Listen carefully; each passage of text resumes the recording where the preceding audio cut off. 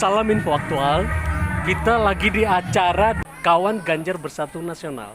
Nah, ini saudara kita dari Maumere, Pak ya? Maumere tepatnya. Dengan Bapak siapa? Dengan Pak Martin Dapores.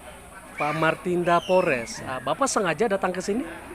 Saya mendapat undangan dari KGBN. Oke. Menurut Bapak, Ganjar ini seperti apa, Pak? Kalau secara pribadi, pendapat saya tentang Pak Ganjar, satu, dia tuh tipikal yang bersih, merakyat, punya pola pikir dan visi yang jelas untuk kedepannya. Terutama dia yang paling saya pegang adalah dia anti radikalisme. Anti Radikalisme. Bapak Ganjar anti radikalisme itu ya? yang saya pegang. Kenapa? Karena Indonesia ini bukan terdiri dari satu agama dan golongan. Iya. Indonesia ini didirikan oleh para bapak bangsa dahulu itu dengan beragam agama, suku. Dan Pak Ganjar sudah menerapkan itu secara skema kecil ada di Jawa Tengah. Oke. Dan sukses di Jawa Tengah. Sukses di Jawa Tengah. Langsung jadi nomor satu secara nasional. Secara nasional. Oke.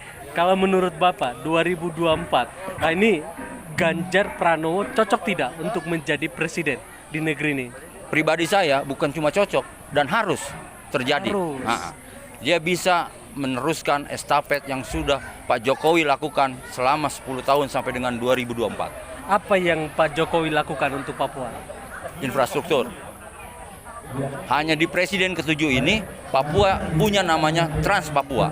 Hanya di presiden ke-7. Tolong dicatat itu. Oleh Bapak Insinyur Joko Widodo. Terus BBM satu harga. BBM satu harga. Itu penting. Luar Terus biasa. Kedua yang saya masih ingat itu harga semen ya. Komoditi untuk pembangunan rumah-rumah di sana sudah sama dengan tanah Jawa. Wow. Itu diapresiasi ya. Dan yang terakhir yang paling mendunia saya rasa bukan cuma nasional adalah di eranya Jokowi semenjak Perpres tahun 63 hanya ada PON di Papua di zamannya Jokowi di tahun ini. Ada PON di Papua. Sejak Papua jadi Indonesia. Iya. Luar biasa. Itu yang nggak mungkin ya, kita nggak bisa bilang yang sebelumnya nggak melakukan itu, tapi keinginan untuk melakukan itu yang mereka nggak lakukan. Keinginan dan keberanian, seperti itu ya.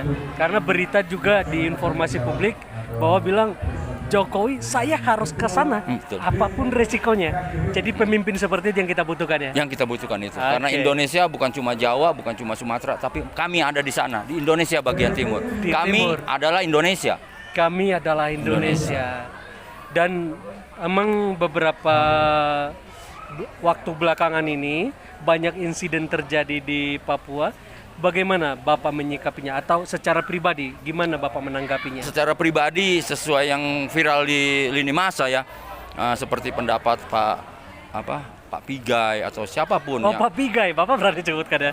Nah, gimana itu udah viral. Pak Pigai itu? Saya rasa itu hanya sifatnya ungkapan pribadi ya, tanpa melihat kenyataan yang ada di sana. Seluruh dunia tahu Papua dibangun di era mulai Pak Jokowi menjadi atau dilantik menjadi presiden Indonesia. Berarti Bung Pigai salah ya? Dia harus lebih bijak dalam menyatakan pendapat. Saya nggak berani menyalahkan orang lain, tapi minimal dia bijak.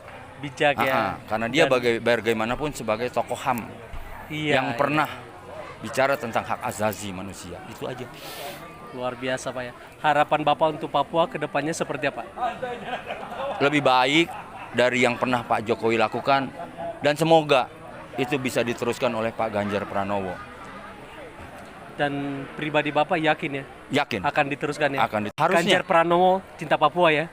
Harusnya Ganjar Pranowo, bukan yang lain. Bukan ya? Berharap ya? Berharap. Oke. Dan yakin, bukan cuma berharap, tapi saya yakin. Terima kasih saudara kita dari Papua, Maumere. Salam info aktual.